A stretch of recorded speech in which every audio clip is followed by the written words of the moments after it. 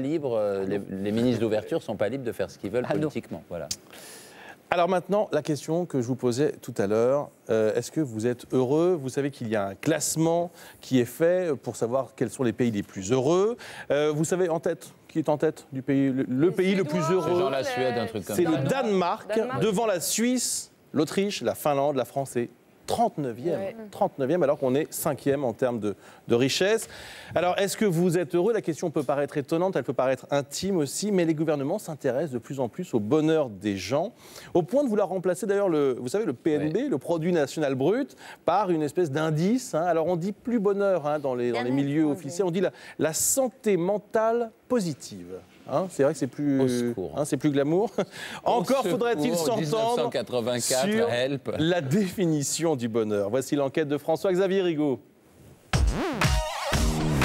C'est quoi le bonheur selon vous?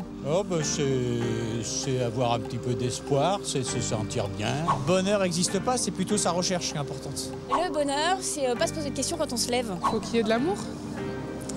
Et dès qu'on a l'amour, ensuite, c'est le bonheur. Être heureux, c'est quand on se pose même pas la question. Cette question peut paraître surprenante, mais la semaine dernière, le Centre d'analyse stratégique rendait un rapport sur le moral des Français. Désormais, il ne faut plus parler de bonheur, mais de santé mentale positive. Alors les Français, sont-ils heureux? Ils sont assez mécontents de la manière dont fonctionne la société. Ils ne sont pas très satisfaits de leur existence. Ils sont très pessimistes à l'égard de l'avenir de la société en général. Mais en revanche, si vous décalez leur point de vue, que vous leur demandez, mais concrètement au quotidien, vous vous ressentez comment? Là, on découvre d'autres Français, c'est-à-dire des Français qui ressentent, parfois plus que les Européens, la moyenne des Européens, de la joie, des sentiments de détente, ils se disent heureux. Et pourtant, seulement 49% des Français pensent que leur avenir est prometteur. Et si on rentre dans le détail de ce rapport, on se rend compte que les 15-19 ans sont les plus touchés. C'est la classe anxieuse. Alors sommes-nous plus malheureux que nos parents? Ce qui nous donne le sentiment que ça a changé, c'est qu'aujourd'hui, plus qu'hier, on peut reconnaître, on peut dire que l'on ne va pas bien.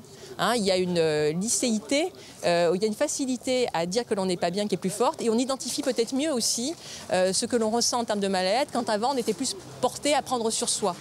Globalement donc, les Français ne seraient pas plus malheureux qu'avant, ils expriment juste plus facilement leurs inquiétudes. Mais une chose est sûre, le bonheur n'échappe pas aux inégalités économiques. Plus on est riche, plus on est heureux? Non, on ne peut pas vraiment dire ça. Ceci dit, ce qui est vrai, c'est que quand on regarde les catégories socio-professionnelles et les revenus, très grosso modo, les gens les plus défavorisés sont ceux chez qui on trouve le plus de problèmes de santé mentale. Des problèmes de santé mentale qui, dans ce rapport commandé par Nathalie Kosciusko-Morizet, ont été chiffrés. Parce que oui, aujourd'hui, le mal-être, ça a un coût. L'Europe le dit, il y a 3 ou 4% de points de PIB qui sont perdus du fait d'une mauvaise santé mentale. Bon, il s'agit non pas de créer une nouvelle spécialité, mais d'intégrer la santé mentale, le bien-être dans toutes les politiques publiques. D'autres, comme le prix Nobel Joseph Stiglitz, ont même prôné d'intégrer le bonheur dans le produit intérieur brut de chaque pays. Seul problème, la France est la 5e puissance mondiale en termes de PIB, mais n'est que 39e dans le classement des pays les plus heureux. Alors en attendant que le bonheur devienne une grande cause nationale, vous pouvez toujours espérer croiser le contrôleur du bonheur. Un petit sourire. Voilà, parfait. Eh oui, car avant tout, je suis contrôleur du bonheur et non pas contrôleur des impôts. À ce titre, je vous remercie de faire la nuance. Et vous, jeune homme, un petit sourire avant de nous quitter? Oui, merci, allez, voilà votre reçu. Vous avez un souhait de beau gosse. Merci, vive le bonheur!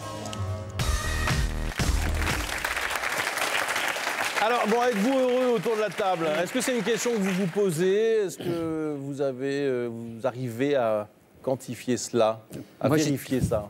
J'ai toujours trouvé la question idiote, pardon. Mais oui, ça. mais vous avez... Je sifflote le matin en me levant à l'idée de toutes les surprises que je vais avoir. Mais alors, qu'on puisse prétendre cerner la notion de bonheur, ça me semble dément, quoi. Non, rien que d'imaginer Nicolas sifflotant, ça me rend heureux. Non, mais on est heureux, je pense, quand on est à sa place, à peu près. C'est très difficile de se retrouver à sa place. Il y a beaucoup de gens qui n'arrivent pas à trouver l'endroit. Il y a plein de conceptions du bonheur. C'est ce que vous allez sans doute nous exprimer via canalplus.fr. On attend vos messages sur ce sujet. Alors, il y a une phrase très célèbre. Hein, on est bien à ces places-là. Hein. Oui.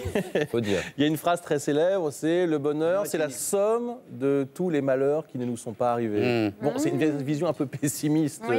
Il y en a une autre aussi, le bonheur se reconnaît au bruit qu'il fait en sortant. C'est quand ça se termine, vous voyez, vous vous souvenez que vous étiez heureux. Oui, on a bien compris. Ça aussi, c'est bien pessimiste aussi. Bon, en tout cas, on attend vos messages. N'hésitez pas à nous dire ce que vous en pensez. Est-ce que vous vous sentez heureux? Et qu'est-ce que ça veut dire pour vous, le bonheur? Voilà, c'est les questions qu'on se pose. Car comme vous l'avez compris, aujourd'hui, c'est un vrai enjeu. économique, politique, voire financier. On y reviendra donc lundi dans le débrief de l'émission. Manger bio, maintenant, manger bio, ça coûte cher. Ça coûte plus cher, ça tout le monde le sait. La différence